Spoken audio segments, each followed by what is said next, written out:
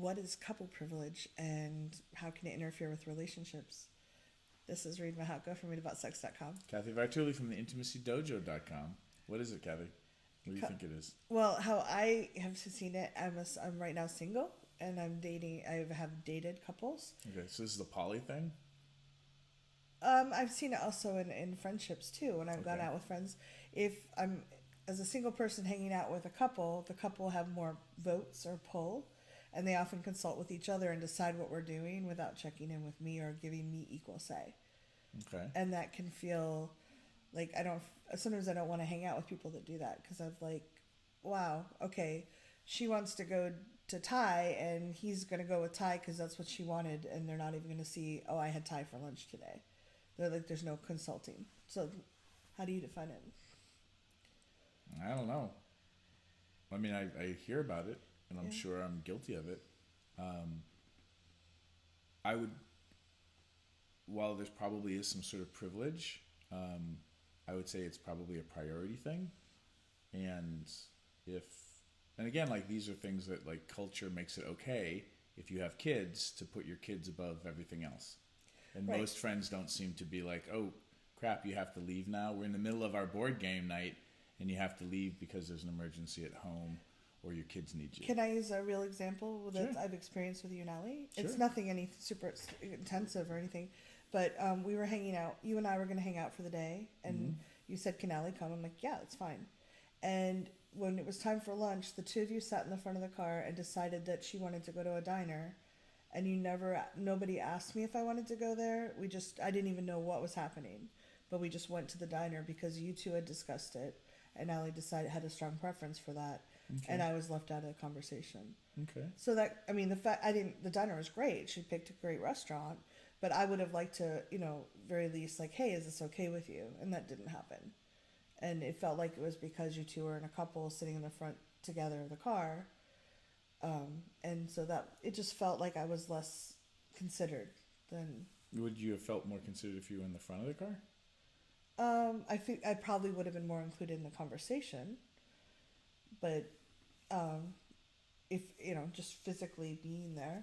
No, I could see that. Yeah, but the fact that no one turned around and said, "Hey, is this okay with you?" felt like I've experienced that with other people too. It's like, okay, you guys agreed between each other, but the three of us are spending this time together. Turn around and ask and say, hey, is this okay? Let me have a voice in it. Got it. So cool. I'm sorry that happened. Oh, again, it wasn't a big deal. Allie picked a great place, but it just was like, oh, okay. I kind of felt like a kid in the back of the car. Okay. Because I wasn't like, you don't necessarily tell your kids, hey, we're going, this is, where would you like to go? You might say, we're going here. And that's kind of how it felt. So that's just an example that was couple privilege. Yeah. Got it. There you go. And to solve it, what I recommend is speaking up. That wasn't a big deal, so I didn't share it. But I have shared other times when I thought things were important. And how did it go when you shared?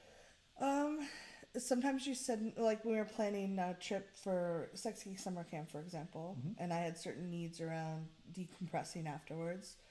Some of them I shared what I needed, and some you were like, oh, that's fine, and some were like, no, I don't think that's okay. But at least I felt considered. I shared that it was important to me that if Allison changed her mind about something, that it didn't necessarily happen without consulting with me, and you were good about it. You did that, so I don't know that she changed her mind, but. So is that how is that an example of what we're talking about? I'm saying that if you're in this situation where you don't have that happening, now ideally I wouldn't even have to have that conversation because I would be considered equal to the decision making process. But I shared what was important to me to make sure that wasn't a problem. And if we don't speak up, other people may not even be aware that it's happening. Got it. Okay. Yeah, leave some comments. Like, when is something privilege if you don't speak up about it? Because obviously there's a lot of cultural deep stuff going on. And people have habits. Like you and Allison have certain habits. You and I have certain habits. And we might have used, when we were doing business stuff together, we might have had that privilege over other people. So, and may not have been aware. If you don't speak up, it's hard for people to know. And also the piece you're sharing about, like, sitting in the back of a car and how that could make people feel like it's a kid thing. Like, because there can be other situations where things feel either inconsiderate or they feel shifted. The power dynamic feels shifted. Yeah, this is good. What do you think? Leave some comments. We'd love to know what you think. Thanks for watching. If you'd like to subscribe to my social media, it's right there. And please subscribe to this channel there. If you'd like to see more goofy Reid and Cathy, there's more videos there. See them. Why are they there?